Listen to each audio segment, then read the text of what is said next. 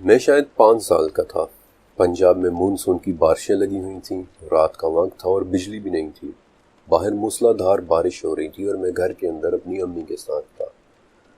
اس وقت انہوں نے میرا ڈر دور کرنے کے لیے مجھے نوح علیہ السلام کا واقعہ ایک بچے کے سمجھانے کے سے انداز میں سنایا کہ بہت زمانے پہلے کی بات ہے۔ اللہ تعالیٰ نے نوح نام کے ایک نبی بھیجے تھے۔ اس وقت لوگ بتوں کی پوجا کرتے تھے۔ نوح علیہ السلام نے لوگوں کو منع کیا کہ ایسے نہ کرو، صرف ایک اللہ ہی کی عبادت کرو، لیکن وہ لوگ نہیں مانے۔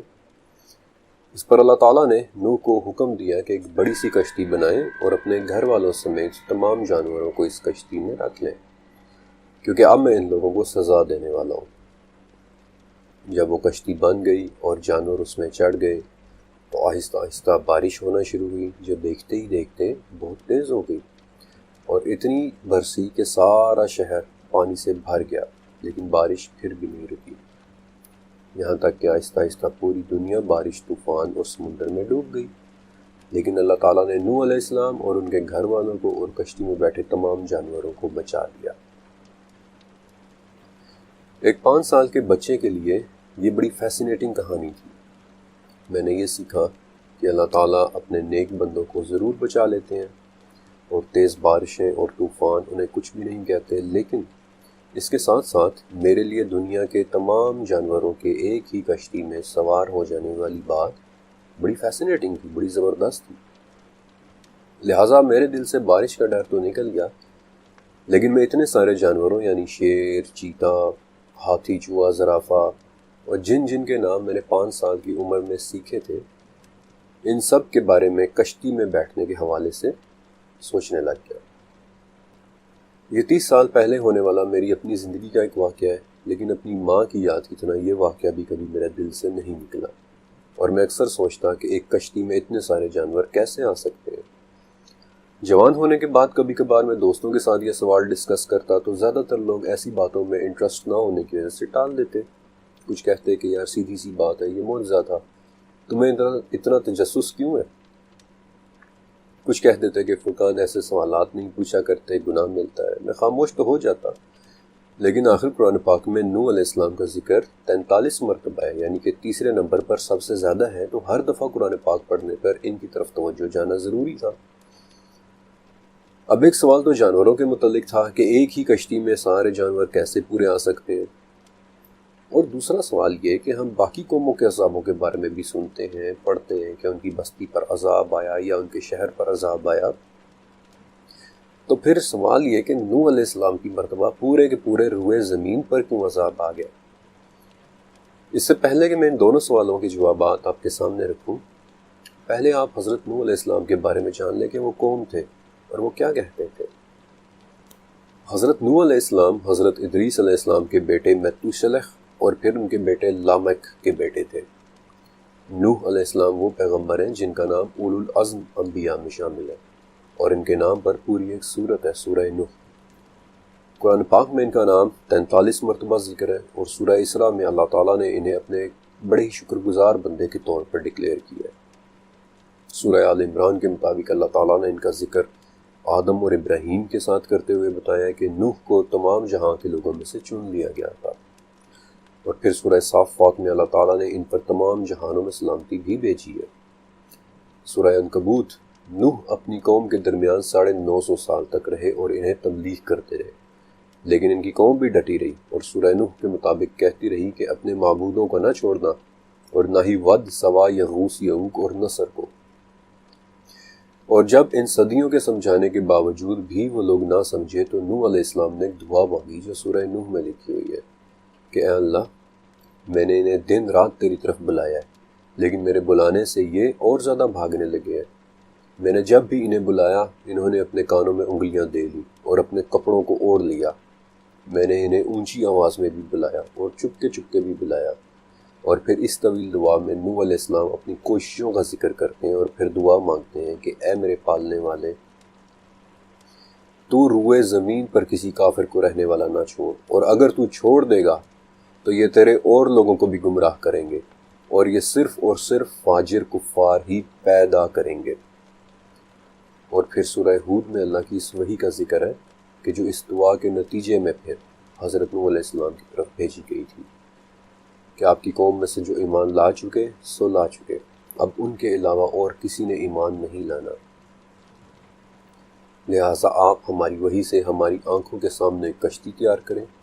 اور سورہ مومنون میں اس وحی کا باقی حصہ ہے جس کے مطابق نوح علیہ السلام کو حکم دیا گیا کہ جب ہمارا حکم آ جائے اور تنور ابل پڑے تو اس میں ہر قسم کے جانوروں کا ایک ایک جوڑا رکھ لیں، اور یہی حکم انہی الفاظ کے ساتھ سورہ ہود میں بھی ہے۔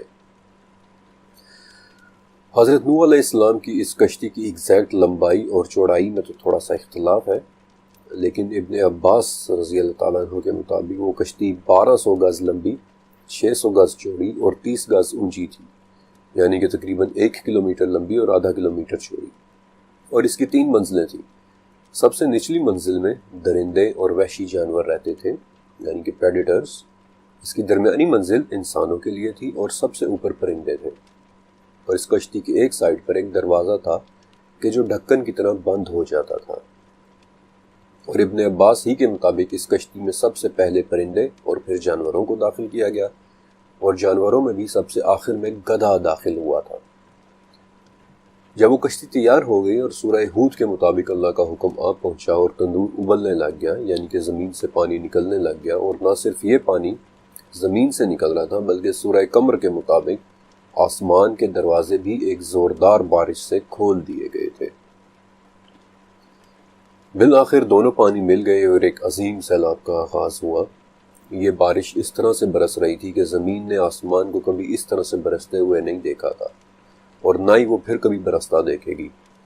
وہ آسمان اس طرح برس رہا تھا کہ جیسے کسی نے مشکیزوں کے منہ کھول دیے ہوں، اور زمین سے پانی اس طرح سے ابل کر نکل رہا تھا کہ جیسے کسی نے زمین کی ہر تراڑ اور ہر سوراخ کو کھول دیا ہو۔ تفسیر ابن ابی حاتم میں امام مالک زین بن اسلم سے روایت کرتے ہیں، جو کہ تابعی تھے، کہ لوگ اس پانی اور طوفان سے بچنے کے لیے محفوظ جگہوں پر چڑھنا شروع ہو گئے تھے، یہاں تک کہ تمام خشک جگہیں لوگوں سے بھرنا شروع ہو گئی۔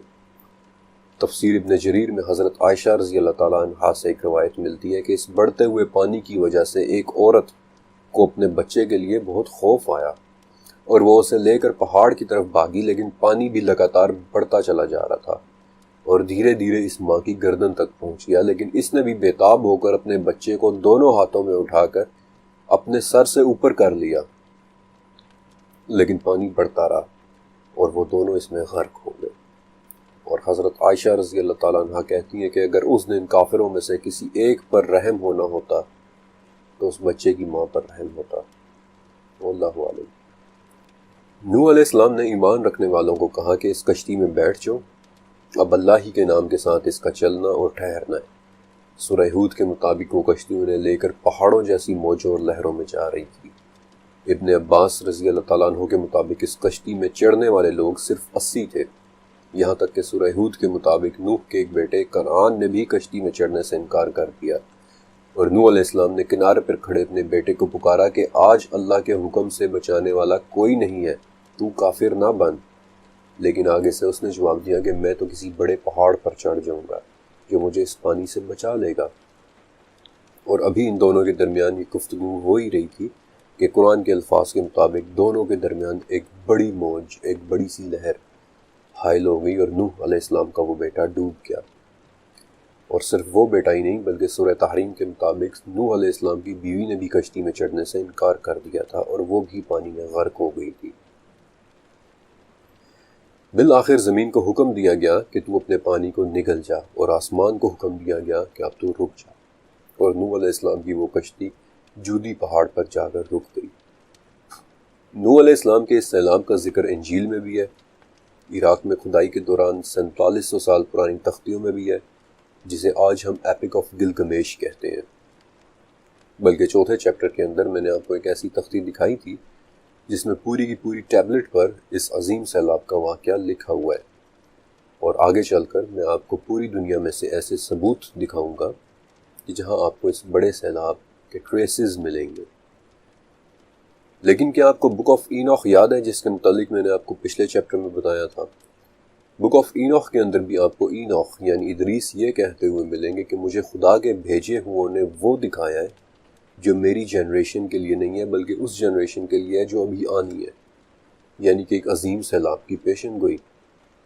اور اب میں آپ کے سامنے 30 سال پرانے اپنے 2 سوالوں کے جوابات رکھوں گا۔ پہلا سوال کہ اس کشتی میں اتنے سارے جانور کیسے آ سکتے ہیں، اور دوسرا سوال کہ یہ سیلاب پوری دنیا کے لوگوں پر کیوں آیا تھا، باقیوں کا کیا قصور تھا۔ قریب 3 سال پہلے میں نے جانوروں کی کشتی پر پورے آنے کے متعلق ایک تھیوری سنی تھی کہ دراصل اس دور کی ٹیکنالوجی بہت عروج پہ تھی۔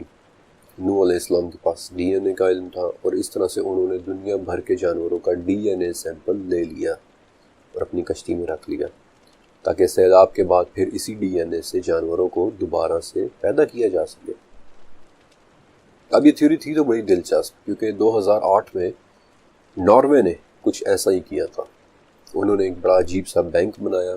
یہ بینک آرکٹک یعنی برف سے جمے نارتھ پول کے پاس ایک جزیرے پر بنایا گیا تھا، اور یہ اپنے اندر پیسوں کے بجائے فصلوں اور پھلوں کے بیج یعنی سیڈ سٹورز کرتا ہے۔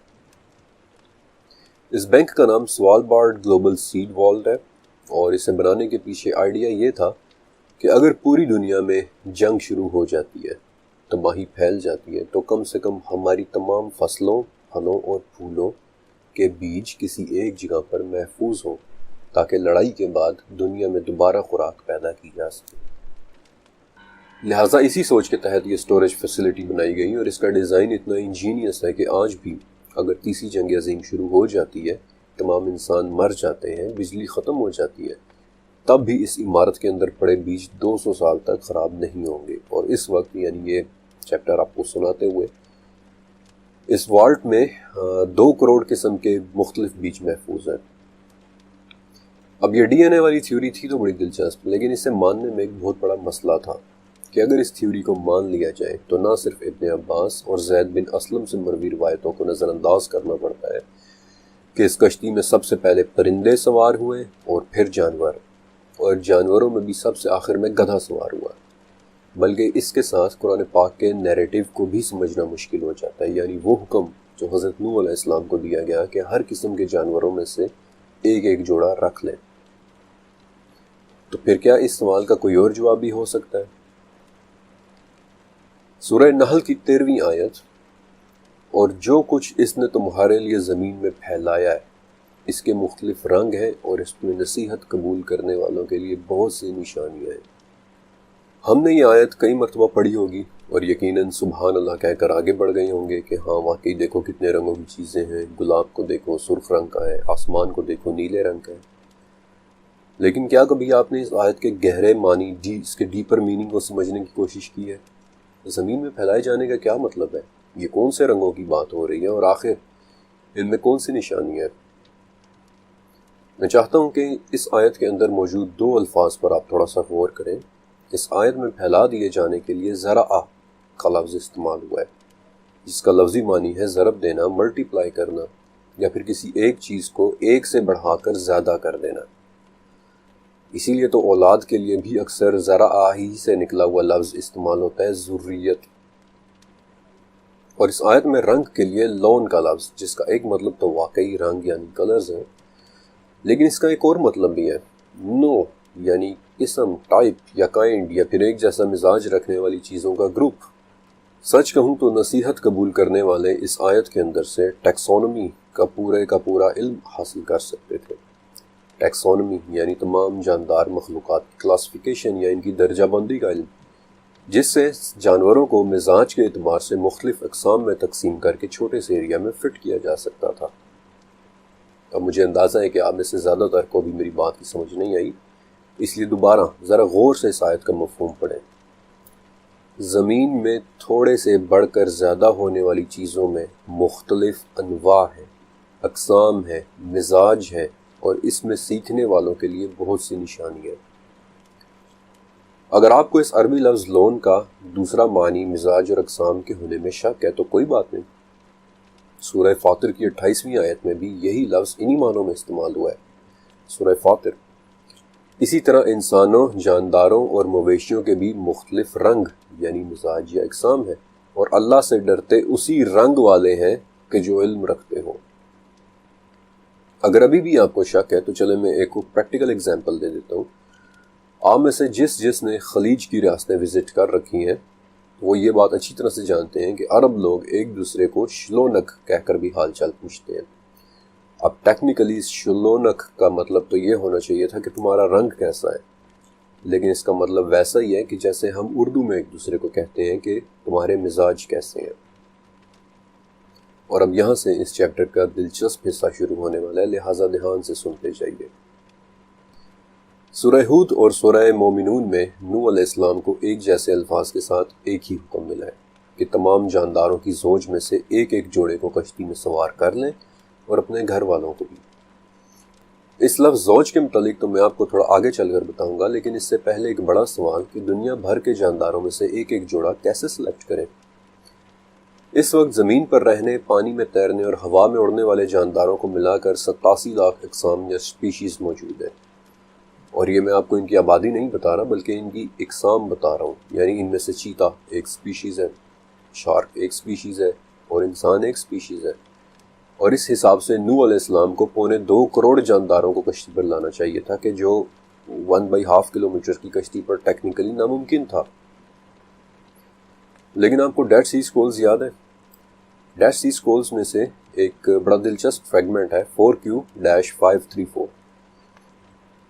اس میں حضرت نوح علیہ السلام کے حوالے سے بڑی تفصیلی ڈسکرپشن اور ایک بہت اہم بات لکھی ہوئی ہے کہ نوح ایک ایسا انسان جسے کوئی علم نہ تھا، اور پھر انہیں 3 کتابوں کا علم دیا گیا تھا۔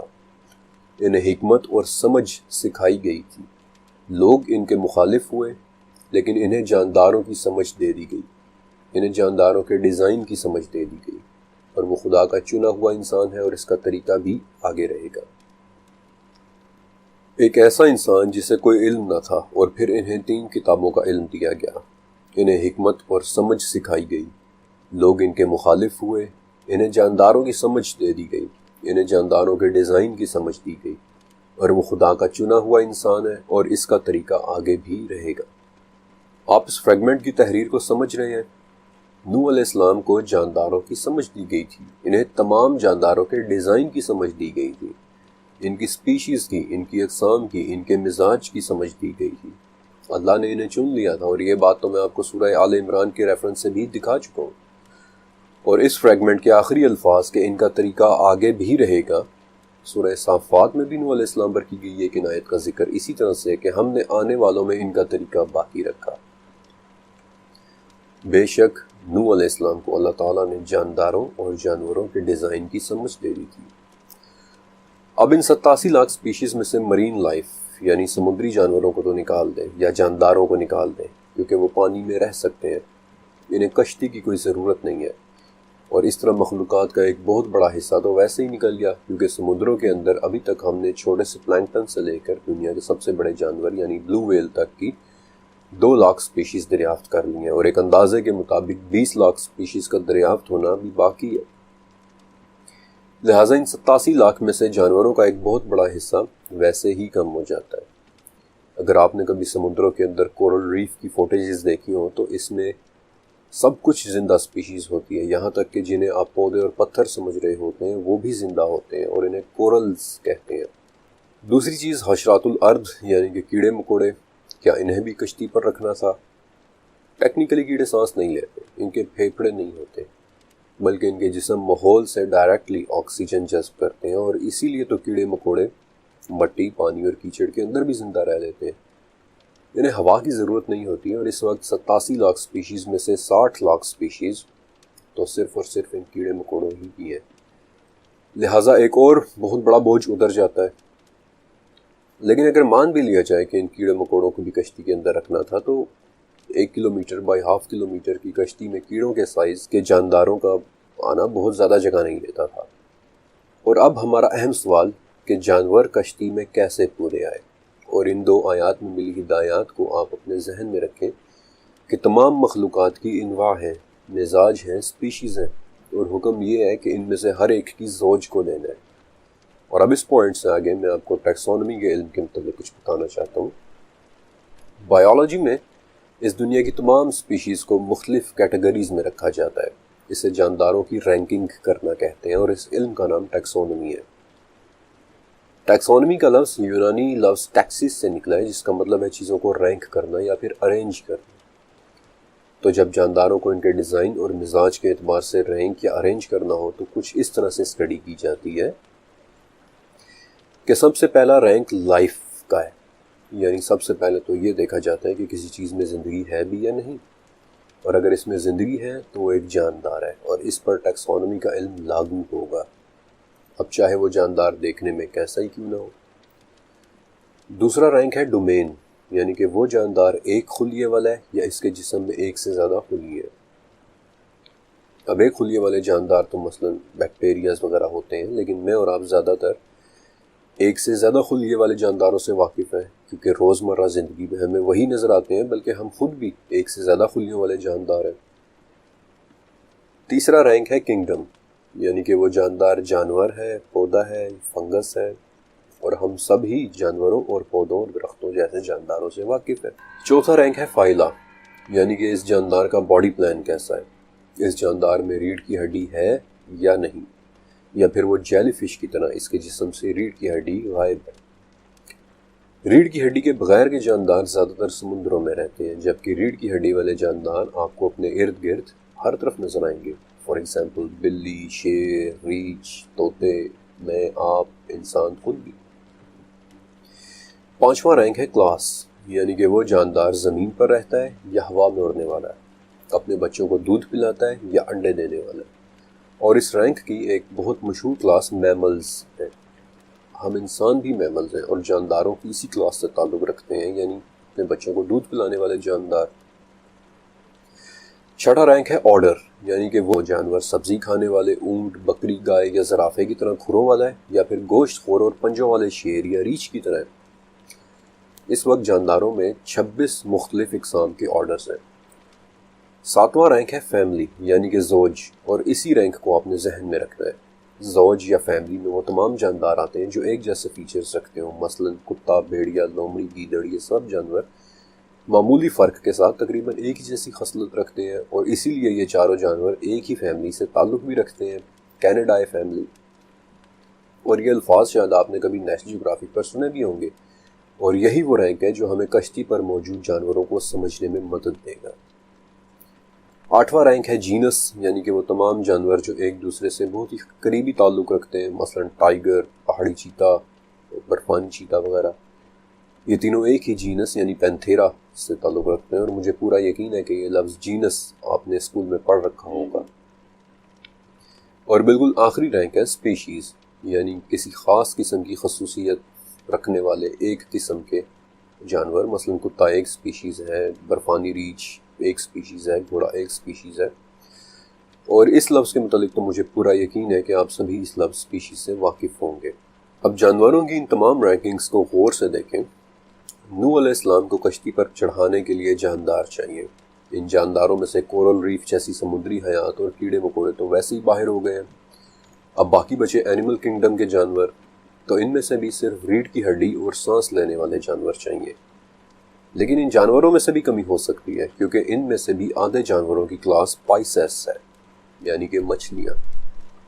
مچھلیوں میں بھی ریڑھ کی ہڈی ہوتی ہے، لہٰذا انہیں بھی نکال دیا جائے تو پیچھے ٹوٹل 30,000 ایسی سپیشیز بچتی ہیں جنہیں کشتی پر سوار کرنے کی ضرورت تھی۔ اور ان 30,000 سپیشیز میں سے بھی ایسے پرندے اور جانور ہیں جن کے انڈے لیے جا سکتے تھے۔ لیکن مزے کی بات کہ ان 30,000 میں سے بھی کمی کی جا سکتی ہے۔ آپ صرف دیکھتے جائیے کہ قرآن پاک ہمیں کیسے گائیڈ کرتا ہے۔ اب دیے گئے حکم کو دوبارہ دیکھیے۔ تمام جانداروں کی زوج میں سے 2 کو کشتی میں بٹھا لو۔ اب آپ کو یاد ہے کہ میں نے آپ کو کہا تھا کہ اس لفظ زوج کا ترجمہ آپ کو آگے چل کر بتاؤں گا۔ زوج کہتے ہیں ایک فیملی کو، ایک ایسا بریڈنگ پیئر، ایک جوڑا جو مزید ایک اور فیملی بھی بنا سکتا ہے، ایک طرح کا ریپروڈکشن یونٹ۔ اور اب اس 7ویں رینک کو دیکھیں جس کے متعلق میں نے آپ کو کہا تھا کہ اس رینک کو آپ نے ذہن میں رکھنا ہے، فیملی کا رینک۔ اور ذرا اس میں موجود جانوروں پر غور کریں، آپ ایک اہم بات نوٹ کریں گے کہ ایک فیملی سے تعلق رکھنے والے زیادہ تر جانور ایک دوسرے کے ساتھ میٹنگ کر کے افزائش نسل یا ریپروڈکشن کر سکتے ہیں۔ مثلا کینیڈائی یعنی ڈاگ فیملی اور فیلیڈائی یعنی کیٹ فیملی۔ ان دونوں فیملیز کے جانوروں کو دیکھیں، آپ خود سمجھ جائیں گے کہ کیسے ایک ہی فیملی سے تعلق رکھنے والے جانور آسانی کے ساتھ آپس میں بریڈنگ کر سکتے ہیں۔ کتا اور بھیڑیا ایک ہی یعنی کینیڈائی فیملی سے ہیں اور یہ ایک دوسرے کے ساتھ بریڈنگ کر سکتے ہیں۔ اسی طرح تیندوا یعنی جیگوار اور پیوما ایک ہی فیملی یعنی فیلیڈائی سے ہیں اور یہ ایک دوسرے کے ساتھ میٹنگ کر سکتے ہیں، بریڈنگ کر سکتے ہیں۔ اور اس کی ایک بہت عام مثال گھوڑے، گدھے اور زیبرے کی ہے کہ جو کہ تینوں ایکوڈائی فیملی سے ہیں اور ایک دوسرے کے ساتھ میٹنگ کر سکتے ہیں۔ خچر کے بارے میں آپ سبھی جانتے ہیں کہ جو گھوڑے اور گدھے کی میٹنگ کا نتیجہ ہے، اور صرف چند ہی سال پہلے لائن اور ٹائیگر ان دونوں کی میٹنگ سے بالکل ایک نئی سپیشیز دیکھنے میں آئی تھی، جہاں ایک ہی فیملی یعنی فیلیڈائی کے دو سپیشیز یعنی ببر شیر اور بنگال ٹائیگر کی بریڈنگ سے ایک نئی سپیشیز بنی اور اس نئی سپیشیز کو لائگر کا نام دیا گیا۔ آسان ترین الفاظ میں حضرت نوح علیہ السلام کو حکم ہوا کہ تمام جانوروں کی زوج میں سے ایک ایک جوڑا کشتی پر سوار کر لیں۔ ایک ہی زوج کے جانور، ایک ہی فیملی کے جانور، کیونکہ ایک فیملی کے جانور آپس میں ملٹی پلائی کر کے آگے کئی سپیشیز بنا سکیں گے۔ اس ٹیکنیک سے کشتی پر جانوروں کی حیران کن حد تک کم تعداد سوار ہوتی اور بڑی محنت اور محتاط کیلکولیشنز کے بعد یہ نتیجہ نکلتا ہے کہ کشتی پر سوار ہونے والے تمام جانوروں یعنی میملز دودھ پلانے والے جانور، برڈز یعنی پرندے، ریپٹائلز یعنی رینگنے والے جانور اور ایمفیبینز یعنی کہ وہ جانور جو پانی اور کشتی دونوں میں رہتے ہیں، ان سب کو ملا کر ٹوٹل 7,000 مختلف جانوروں کو کشتی پر سوار کرنا تھا، جن میں سے بہت سے جانور ہیں، بہت سو کے انڈے بھی ہیں، اور انجیل سے ایک بات پتہ چلتی ہے، ایک ایڈیشنل بات، کہ جانور جوان، کم عمر اور صاف ہونے چاہیے۔ اور یہ بات سمجھ میں بھی آتی ہے کیونکہ جوان اور کم عمر جانوروں کا مطلب ہے چھوٹی جگہ میں زیادہ جانور پورے آ سکتے تھے، ان کی افزائش نسل کے چانسز زیادہ ہونے تھے، ان سے پڑنے والی گندگی کم ہونی تھی۔ البتہ صاف جانوروں کا کیا مطلب ہے؟ اس ٹاپک پر میں اس چیپٹر کے آخری حصے میں بات کروں گا۔ اب یہاں ذہن میں چند سوالات بھی پیدا ہوتے ہیں، جن میں سے ایک سوال یہ ہے کہ یہ جانور کھاتے کیا تھے؟ چلیں، سبزی خور جانوروں کے لیے تو اجناس کا ایک سٹاک رکھا جا سکتا تھا، لیکن گوشت خور جانوروں کا کیا بندوبست ہوتا؟ اب اس سوال کے جواب کے لیے میں تھوڑی دیر کے لیے آپ کو نوح علیہ السلام کی کشتی سے نکال کر ایک ہنٹر گیدرر سوسائٹی میں لے کر جانا چاہتا ہوں، آج سے 10,000 سال پہلے کی دنیا، جب یورپ کے مختلف حصوں میں لوگ جنگلوں اور وادیوں میں چھوٹے چھوٹے گاؤں بنا کر رہا کرتے تھے، اور ان گاؤں میں 2 ہی قسم کے کام ہوتے تھے، 2 ہی جابز ہوتی تھی، یا تو آس پاس کے جنگل سے پھل اور جڑی بوٹیاں اکٹھی کر لو یعنی کہ گیدرر بن جاؤ، یا پھر گھنے جنگل میں جا کر ہرن یا بائسن کا شکار کر کے خوراک کا بندوبست کرو یعنی ہنٹر بن جاؤ، شکاری بن جاؤ۔ اور یہ وہ وقت تھا کہ جب انسان نے گوشت کو نمک لگا کر محفوظ کرنا شروع کیا، یعنی آسان الفاظ میں سالٹڈ میٹ، کہ جسے ایک لمبے عرصے تک سٹور کیا جا سکتا ہے۔ انفیکٹ بجلی اور فریج کے استعمال سے پہلے یہ پریکٹس ہمارے پاکستان میں بھی کافی عام تھی کہ گوشت کو نمک لگا کر خراب ہونے سے محفوظ کر لیا جاتا تھا۔ اور دوسری بات یہ ہے کہ یہ کشتی کوئی کروز شپ نہیں تھا کہ جس میں آپ کو بہترین قسم کے کھانے اور خوراکیں میسر ہوتی۔ یہ اللہ کے عذاب سے بچنے کے لیے ایک سروائیول شپ تھا، ایک قسم کا کارگو شپ، اور سورہ عنکبوت میں اس کشتی کے لیے سفینہ کا لفظ ہی تو استعمال ہوا ہے، سفینہ یعنی کہ کارگو شپ۔ اور جتنے بھی کارگو شپس ہوتے ہیں ان پر خواہشات والی نہیں بلکہ ضروریات والی چیزیں رکھی جاتی ہیں۔ اب اگر آپ میری اتنا سوچ رہے ہیں تو آپ کے ذہن میں ایک اور سوال بھی آنا چاہیے کہ اگر اس کشتی پر 7,000 مختلف سپیشیز کے جانور سوار ہوئے جبکہ آج لاکھوں سپیشیز زندہ ہیں، تو صرف چند ہزار سالوں میں 7,000 سے لاکھوں سپیشیز کیسے پیدا ہوگی؟